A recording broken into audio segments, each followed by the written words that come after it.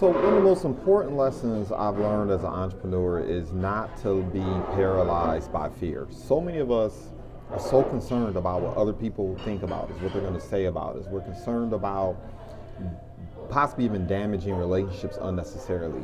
Because here's the thing, this is what I need people to understand, is that those who are punching the same weight class or below you, look, expect them to ask you questions like, who are you to believe you can do this? Who are you to believe you can achieve this? Who are you to believe that you can climb the ladder and go further than me? It's just human nature. Don't take it personal. Don't let it color how you move and how you operate. Because I'm going to tell you something. Individuals who've leveled up, who are playing above you, they want you to have dog in you.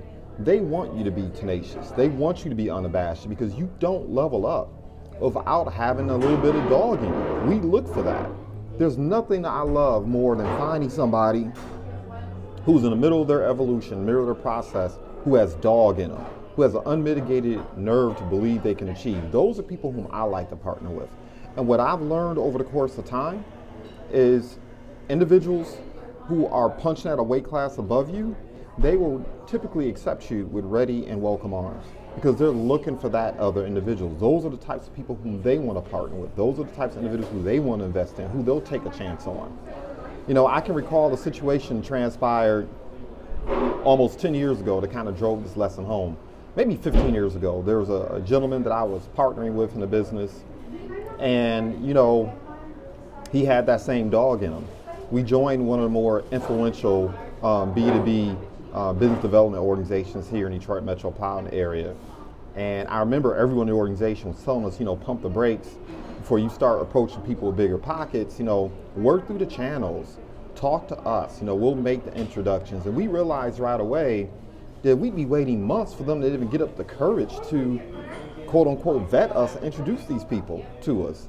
And I remember we ruffled a lot of feathers, like a lot of people were very uncomfortable because we just partly didn't know any other, but we also understood this ideal of game recognizing game. And so we didn't go through the proper channels. We didn't wait for other individuals to vet us to introduce them to these individuals. We picked up the phone and we were tenacious. I mean, 2 phone calls a day, emails, text messages, you name it. And I remember one particular situation, we actually got introduced to the CFO of one of the wealthiest corporations in the world. And I remember people were going crazy, like how in the world did they get that appointment? How did they get audience? I remember when we showed up in the room, all the executive assistants, administrators were like, who the hell are they? Like, what's going on? And they were actually trying to tell us how to give the presentation, how to deliver our value prop. And we just kind of calmly smiled and looked at them. And when the CFO/CEO walked into the room, he looked at us, he said, what you got? And in less than 5 to 10 minutes, we delivered our value prop. He agreed that what we did made sense. He agreed that it was a valuable service that we were offering. He just wasn't the decision maker per se to introduce us. It would have been a conflict of interest for him to allow us to have audience with the folks whom we want to have audience with the company. It was an international company all over the world. But the one thing I got from that is, look, part of the reason why he was willing to entertain us on a whim was because how tenacious we were. Part of the reason he was willing to give us a chance is because we did have dog in us. We had an ardent belief in what it is we're doing, what our value prop was. And the lesson I took from that is not to listen to people who are sidelining me, not to listen to people who are punching the same weight class, maybe grew up in the same environment I grew up in, or knew me when I was a snotty-nosed, irresponsible kid, not doing the things I was supposed to do. Okay, we all had those ugly duckling stages in our entrepreneurial journey. I ignored them. I was like, who am I to believe? Who am I not to? All right, my mission is bigger than you. It's bigger than your petty opinions and perspectives and what you believe I can do, right? And I wanted to plant that seed because I'm having too many conversations with entrepreneurs who are spending, once again, way too much time worried about individuals who are going to, quite frankly, seek to pull you down. Not out of maliciousness, it's because your tenacity, your willingness to believe in yourself makes them uncomfortable because they're not willing to do the things that you're willing to do. And so if I can give an entrepreneur a gift for 2023, I need you to get some dog in you. I need you to have fervent belief.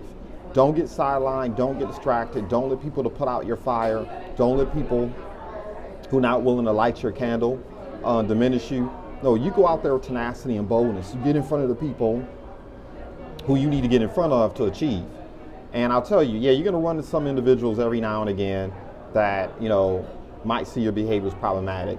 But my experience has taught me time and time again, people who are successful, people who have leveled up, right, weren't born on third base or on home plate, individuals who got it out the dirt just like you, when they see you coming, when they see that you're predictable, when they see you have integrity to your movements, when they see that you are ardent and you got a certain level of I don't give, an F about what it is that you do, they will respect that. And you'd be surprised the doors that meeting that transpired over a decade ago has opened up for me today. So, celebrate success in advance.